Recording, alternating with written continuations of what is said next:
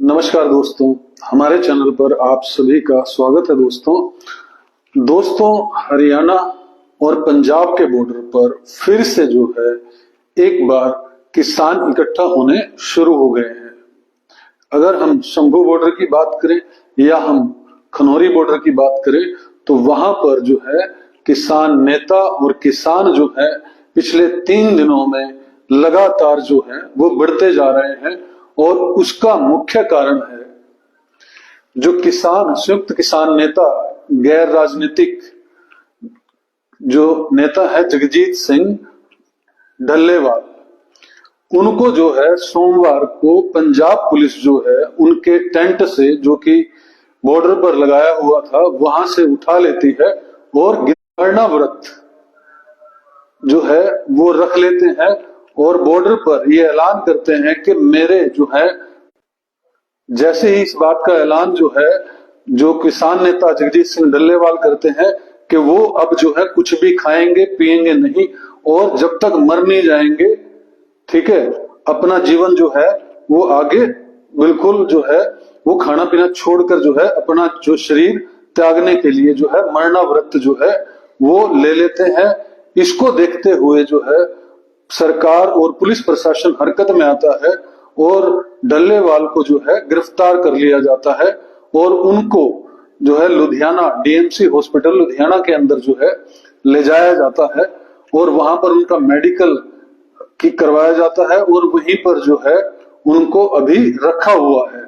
इस पर जो है किसान नेता जो है वो इस बात का विरोध करते हैं और एक कॉल जो है सोमवार को लेते हैं कि सभी जो किसान हैं वो बॉर्डर्स पर आ जाएं। ऐसा मीडिया के सूत्रों के हवाले से खबर है कि कुछ दिन पहले पंजाब के अधिकारी, सेंटर से अधिकारी और कुछ किसान नेताओं की जो है मीटिंग हुई थी चंडीगढ़ के अंदर और उसके अंदर ये फैसला लिया गया था कि जो भी बॉर्डर है जो सील किए हुए हैं, अगर आप शंभू बॉर्डर गए होंगे तो शंभू बॉर्डर जो है एक तरह से पूरा बॉर्डर ही बनाया हुआ है, जैसे इंडिया पाकिस्तान का बॉर्डर होता है उससे भी ज्यादा स्ट्रॉन्ग। तो उसका जो है 4 फुट का रास्ता जो है वो खोला जाएगा और किसान जो है वो अब जो है पैदल बाइक से किसी भी ढंग से जो है वो जा पाएंगे। सिर्फ ट्रैक्टर ट्राली ले जाने की जो है वो मनाही है। और सरकार जो है केंद्र सरकार हो चाहे हरियाणा सरकार, जब मुख्यमंत्री मनोहर लाल खट्टर थे हरियाणा के तो उन्होंने साफ तौर पर ये बात कही थी, अगर आप दिल्ली प्रदर्शन करना जाना चाहते हैं तो आपका स्वागत है, आप हरियाणा से, क्योंकि पंजाब के जो किसान है उनको हरियाणा बीच में आता है, तो आप ट्रैक्टर ट्राली पर ना जाएं और जो है पब्लिक ट्रांसपोर्ट पर बस में ट्रेन में जैसे भी करके दिल्ली पहुंचे और अपना प्रदर्शन करें। लेकिन किसान नेता और किसान इस बात पर अड़े हुए थे कि वो जो है ट्रैक्टर ट्रॉली ही लेकर जाएंगे वहां पर। और आपने मीडिया में देखी भी होंगी इस तरह से न्यूज के वीडियोस देखे होंगे कि बड़े बड़े हथियारों से लैस जो है वो ट्रैक्टर तैयार करवाए हुए थे किसानों ने। लेकिन अब सहमति शायद बनी है, अभी आधिकारिक इसका कोई ऐलान नहीं हुआ है, लेकिन शंभू बॉर्डर पर ऐसा बताया जा रहा है कि 4 फुट का रास्ता खोलने के लिए जो है काम शुरू हो गया है। लेकिन वहीं किसान नेता जो है वहां पर इकट्ठा होने शुरू हो गए हैं। मंगलवार को किसान नेता सुरजीत सिंह हरदो ने भी जो है मरना व्रत रख लिया। दोस्तों मरना व्रत का मतलब ये है कि जब तक शरीर में प्राण रहेंगे तब तक कुछ भी खाएगा पिएगा नहीं व्यक्ति और अपने जो है वो प्राण त्याग देगा। तो अभी एक और किसान नेता ने जो है वो मरना व्रत रख लिया और शुरू कर दिया है। वहीं डल्लेवाल जो है जगजीत सिंह डल्लेवाल के मरना व्रत रखने से पहले ही पुलिस ने उनको जो है हिरासत में ले लिया था।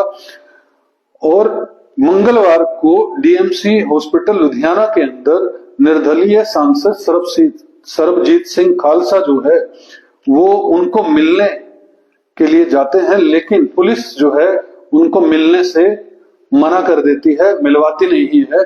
एक सांसद को भी जो है उससे मिलने नहीं दिया जा रहा है। और ऐसा बताया जा रहा है कि लगभग 1000 से प्लस जो है 100 से प्लस जो है पुलिसकर्मी जो है वो जो हॉस्पिटल है डीएमसी हॉस्पिटल है उसके पैरामिसिस के अंदर जो है वो तैनात है, पूरी सिक्योरिटी जो है वहां पर तैनात है, क्योंकि किसी भी तरह से किसान वहां पर इकट्ठे ना हो या किसी भी तरह की अशांति पैदा हो, इसके लिए पुलिस प्रशासन ने जो है वो पूरा जो है अपनी तैयारी की हुई है। अगर हम बात करें डीआईजी मनदीप सिंह सिद्धू की, तो मनदीप सिंह सिद्धू ने ये कहा है कि हमने जो जगजीत सिंह ढिल्लेवाल की जो किसान नेता है उनकी गिरफ्तारी जो की है, उनकी उम्र और सेहत को देखते हुए की है और उनको डिटेन किया है, गिरफ्तार नहीं, एक तरह से हॉस्पिटल के अंदर उनका इलाज करवाया जा रहा है, क्योंकि उम्र ज्यादा है और सेहत भी जो है उनकी बिगड़ रही है। ये वही नेता है जो काफी समय से जो है बॉर्डर के ऊपर बैठे हैं। दोस्तों अभी भी किसान जो है बॉर्डर के ऊपर कुछ बैठे हैं और रोटेशन में जो है वहां पर अपना प्रदर्शन करते हुए नजर आते हैं। सोमवार को जो है किसान नेताओं ने सरकार को 10 दिन का टाइम दिया था।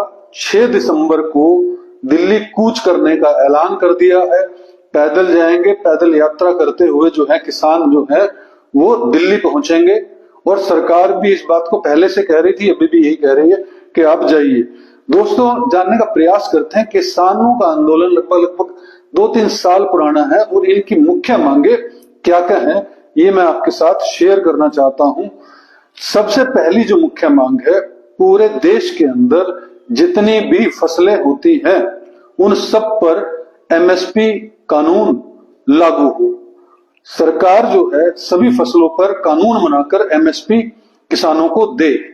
दूसरी रिपोर्ट जो दूसरी मांग है, स्वामीनाथन की जो है बहुत साल पहले एक रिपोर्ट आई थी, एक आयोग बना था स्वामीनाथन आयोग, उसने एक रिपोर्ट दी थी। उस रिपोर्ट को जो है वो लागू किया जाए, उसी हिसाब से जो है एमएसपी का रेट निर्धारित हो सभी फसलों का। तीसरी मांग जो है, किसान खेत मजदूरों का जो है वो कर्जा माफ हो। जितने भी किसान हैं या जो खेत जो है खेत के अंदर जो मजदूरी करते हैं जो मजदूर, उनका जितना भी कर्जा है वो माफ हो। और मांग है, भूमि अधिग्रहण अधिनियम है 2013, उसको दोबारा जो है वो लागू किया जाए, ये भी मांग है। लखीमपुर खीरी का हादसा आपको याद होगा, एक जो मिनिस्टर के बेटे ने जो है गाड़ी से काफी किसानों को कुचल दिया था वहां पर और उसके अंदर जो है डेथ्स भी हो गई थी और आज भी जो है उस पर कोई कार्रवाई नहीं हुई है।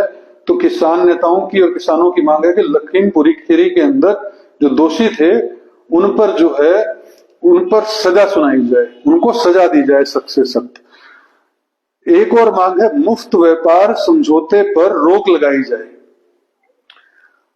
अगली मांग है, किसान आंदोलन में मृत परिवारों को मुआवजा व हर परिवार के एक सदस्य को सरकारी नौकरी दी जाए। लगभग 750 के आसपास किसान आंदोलन के अंदर जो है वो किसान शहीद हो गए थे। विद्युत संशोधन विधेयक 2020 जो है वो रद्द किया जाए, ये भी मांग है। मनरेगा में कम से कम 1 साल के अंदर जो है वो 200 दिन जो है काम मिले और कम से कम 700 रुपए मजदूर को दिहाड़ी दी जाए। लोग जो भी कंपनियां नकली कीटनाशक बनाती हैं, नकली बीज बनाती हैं और नकली खाद बनाती हैं, उनके खिलाफ सख्त कानून बनाया जाए, ये भी मांग है। मिर्च, हल्दी व अन्य मसालों के लिए आयोग का गठन किया जाए। संविधान की 5 सूची को लागू कर आदिवासियों की जमीन को जो लूटा जा रहा है उसको बंद किया जाए। दोस्तों ये सारी की सारी मांगे जो हैं किसान नेताओं की है, किसानों की है। उन्होंने बार बार सरकार के आगे ये सभी मांगे रखी हैं और अगर मैं अपनी समझ से बात करूं तो मुझे एक बार भी ऐसा नहीं लगता कि इसमें से कोई भी मांग जो है ऐसी है जो नाजायज है। सभी की सभी मांगे जो जायज हैं और सरकार जो है क्यों ये मांगे जो है मान नहीं रही है। अगर हरियाणा सरकार से बात की जाती है तो हरियाणा सरकार के मुखिया या नेता या मंत्री ये बोल देते हैं कि हम तो सभी फसलें जो है वो एमएसपी पर पहले ही खरीद रहे हैं। लेकिन जमीनी हकीकत बिल्कुल अलग है। यही पंजाब के नेता बोलते हैं कि सभी फसलें जो हैं वो हम एमएसपी पर खरीद रहे हैं। लेकिन अगर हम पैन इंडिया लेवल पर बात करें तो कितने किसान हैं जो आत्महत्या कर रहे हैं। अगर आज भी बात करेंगे, हम 2024 की भी बात करेंगे, पता नहीं कितने किसानों ने अपनी जो है वो जान दे दी कर्ज के कारण से। अगर सरकार एमएसपी कानून पूरे देश के अंदर लागू करे, सभी फसलों पर, स्वामीनाथन रिपोर्ट आज से 20-30 साल पहले आई होगी लगभग, लेकिन आज तक लागू नहीं हुई, ठंडे बस्ते में डाल दिया गया। उस टाइम का सर्वे किया हुआ है और आज अगर उसको रीएवलुएट करके जो है एमएसपी लागू की जाए और कम से कम दिहाड़ी 700 रुपया जो है मिनिमम, आज इस तरह से महंगाई इस देश के अंदर है, बेरोजगारी इस देश के अंदर है, तो गांव के लोग हैं जो मनरेगा के अंदर जो 200 दिन की कम से कम अगर दिहाड़ी मिलेगी और 700 रुपये दिहाड़ी मिलेगी तो कम से कम परिवार जो है वो सम्मान के साथ अपना जो है जीवन यापन कर पाएगा। लेकिन इस गूंगी बहरी सरकार को बिल्कुल कुछ नहीं दिखता है। बार बार नेता ये बात झूठ बोलते रहते हैं कि हमने किसानों के लिए ये किया। ये रेवड़ी बांटने का काम या ये भीख देने का काम जो किसानों को किया जाता है कि अगर साल में 6,000 रुपया दिया जा रहा है प्रधानमंत्री के द्वारा, जो महीने का मात्र 500 रुपये है, ये सोचने की बात है कि 500 रुपये में किसान करेगा क्या। तो आत्मनिर्भर भारत की जो बात की जाती है, प्रधानमंत्री जी के द्वारा बार बार जो है ये बात कही गई कि हम आत्मनिर्भर भारत बनाएंगे। कब बनेगा आत्मनिर्भर भारत? जब किसान जो है, जो सबसे बड़ा सेक्टर है इस देश का, जब उसको एमएसपी जो है मिलेगी हर फसल पर और उसको कुछ प्रॉफिट होगा। मजदूरों की दिहाड़ी जो है 700 से 1,000 रुपए होगी। स्किल्ड अगर व्यक्ति है तो 1500 से 2,000 रुपए हर रोज उसकी दिहाड़ी होगी। जब तक इतनी सैलरीज जो है वो नहीं मिलेंगी, तब तक जो है एक आम आदमी का, एक मिडिल क्लास व्यक्ति का जीवन जो है वो यूं ही पिसता रहेगा। और फिर देश के लोगों को ये बार बार सुनाया भी जाएगा कि 80 करोड़ लोगों को या 90 करोड़ लोगों को हम जो है वो फ्री में अनाज देते हैं। फ्री में अनाज कोई नहीं चाहता। अगर आप ऐसी सुविधाएं क्रिएट कर दें, ऐसा सिस्टम एक क्रिएट कर दें कि जिससे हर एक व्यक्ति आत्मसम्मान के साथ जो है काम कर पाए और हर एक व्यक्ति को, चाहे वो रोजगार सरकारी हो, स्वयं रोजगार हो, इंडस्ट्रीज हो, वो किया जाए। यहां पर बात की जा रही है कि वर्ल्ड के अंदर भारत की जो जीडीपी है या भारत की जो इकोनॉमी है वो 5वें नंबर पर है और कुछ सालों बाद तक जो है वो 3रे नंबर पर होगी। लेकिन यहां पर अगर औसतन आय एक व्यक्ति की देखें तो आज भी जो है 20-30 रुपए से ज्यादा नहीं है, अगर पूरे देश की बात करें। लेकिन जीडीपी जो है, इकोनॉमी जो है वो 5वें नंबर पर है। एक वर्ग जो है वो इतना अमीर हो गया है, मिडिल क्लास जो है वो पिसकर अपने खर्चों को जिस तरह से चला रहा है उस पर कोई भी चर्चा करना नहीं चाहता और गरीब आदमी पूरी तरह से समाप्त हो रहा है। तो किसानों की मांग कहीं ना कहीं किसान और खेत मजदूरों या मजदूरों के हक में है और सरकार से अपील है कि ये सभी मांगे मेरी समझ में बिल्कुल जायज हैं। किसानों की बात सुनी जाए और जल्द से जल्द जो है जितने भी बॉर्डर्स हैं पंजाब को लगते हुए वो खोले जाएं। और दोस्तों, यह वीडियो अधिक से अधिक सरकारी लोगों के पास पहुंचाइए, इन नेताओं के पास पहुंचाइए, ताकि इनकी मरी हुई आत्मा कुछ जिंदी हो जाए, क्योंकि ये सच में मरी हुई इनकी आत्मा है, मेरी ऐसी समझ कहती है। दोस्तों, वीडियो को लाइक और शेयर जरूर कीजिएगा और हमारे चैनल को सब्सक्राइब कीजिएगा। जय हिंद, जय भारत।